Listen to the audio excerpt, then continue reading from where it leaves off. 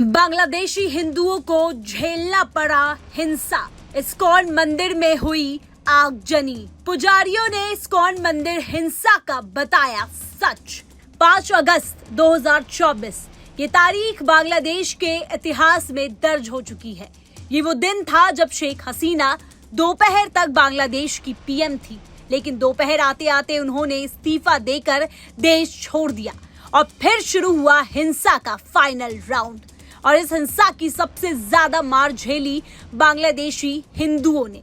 उपद्रवियों ने मंदिरों में जमकर तोड़फोड़ की, महिलाओं से बदसलूकी और यौन हिंसा हुई।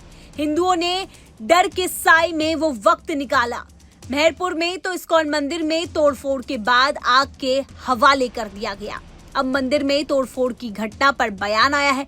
इस्कॉन के महासचिव चारू चंद्र दास का उन्होंने बयान में कहा, पिछले कुछ दिनों से हिंदुओं के दिलों में डर पसरा हुआ था। उनको खौफ था कि कभी भी हमला हो सकता है। उनके घर, दुकानें और मंदिर सुरक्षित नहीं है।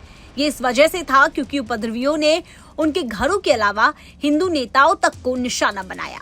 उन्होंने इस बात की पुष्टि भी की, इस्कॉन मंदिर में आगजनी हुई थी, लेकिन पुजारियों के मंदिर छोड़कर भागने की खबरों को गलत ठहराया। उन्होंने कहा कि इस्कॉन मंदिर का कोई भी पुजारी भागा नहीं। वे पूरी तरह अलर्ट थे कि अगर कुछ भी अप्रिय घटना हुई तो वे सेना को बुला लेंगे या फिर जमात या फिर बीएनपी से जुड़े नेताओं से मदद लेंगे। रात में कोई भी सो नहीं पा रहा था। उन्होंने आगे बताया कि हालात इतने बिगड़ गए थे कि कुछ लोगों ने पैसे तक मांगे थे। तब मैंने उनको बताया था कि मुस्लिम नेताओं या फिर बीएनपी या जमात इस्लामी के नेताओं से बात करो।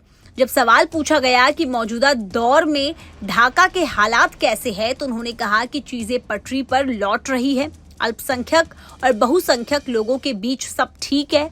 हमारी जमात और बीएनपी के लोगों ने मदद की है, यह अच्छा है और अब नई सरकार बन रही है। मुस्लिम नेता किस तरह से मदद कर रहे हैं, इस पर उन्होंने कहा कि उन्होंने हमारी सुरक्षा का भरोसा दिलाया है और कहा है कि हर संभव तरीके से मदद करेंगे। चारू चंद्र दास ने आगे कहा, सिर्फ एक ही इस्कॉन मंदिर को नुकसान पहुंचा है जो मेहरपुर में है, बाकी हिंदू मंदिर सेफ है। मेहरपुर वाला इस्कॉन मंदिर किराए की जगह पर था। कुछ लोगों ने मंदिरों में भी शरण ली थी, लेकिन अब वे लोग अपने घरों को लौट रहे हैं। लेकिन उनके मन में कहीं ना कहीं डर है कि वे सेफ नहीं है। नई सरकार हमारी सुरक्षा करेगी, ऐसा मेरा विश्वास है। अगर बांग्लादेश का हाल देखें तो वहां फिर जिंदगी पटरी पर लौटती दिख रही है। बांग्लादेश के नए प्रधानमंत्री मोहम्मद यूनुस ने हिंसा के लिए हिंदू समुदाय से माफी मांगी है और उनकी सुरक्षा सुनिश्चित करने को कहा है।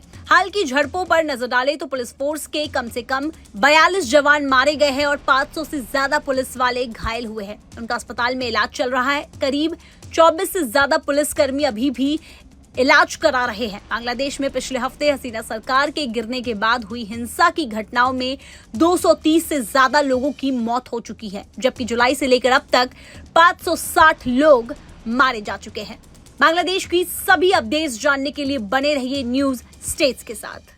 न्यूज नेशन अब व्हाट्सएप पर खबरों के ताजा अपडेट के लिए न्यूज नेशन के इस क्यूआर कोड को स्कैन करें।